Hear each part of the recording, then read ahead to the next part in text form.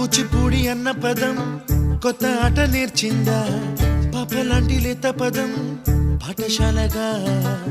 కూనలమ్మ జానపదం పల్లె దాటి వచ్చిందా, చవళిల జానతనం పాట చూపగా. కుంచెలో దాగే చిత్రాలు ఎదురొచ్చేలా అంతటా ఎన్నో వర్ణాలు, మంచులో దాగే చైత్రాలు బదులిచ్చేలా ఇంతలా ఏవో రాగాలు.